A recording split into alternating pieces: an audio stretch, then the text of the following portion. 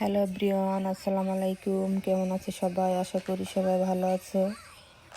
আজকে আমাদের এখানে রবিবার, স্কুল বন্ধ। বাচ্চাদের কাপড় ধুতে লন্ডিতে গেলাম। কালকে আবার স্কুল আসছে।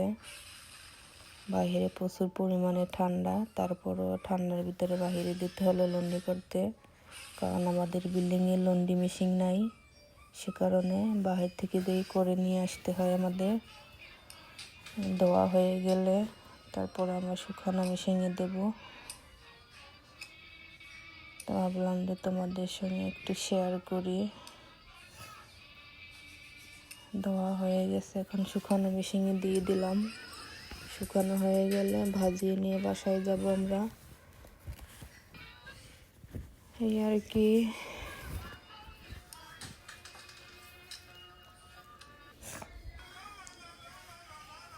দেখো বাহিরে অনেক রৌদ্র দেখা যায়, দেখলে মনে হয় না যে এত ঠান্ডা বাইরে, কিন্তু প্রচুর পরিমাণে ঠান্ডা আর বাতাস, অনেক কষ্ট।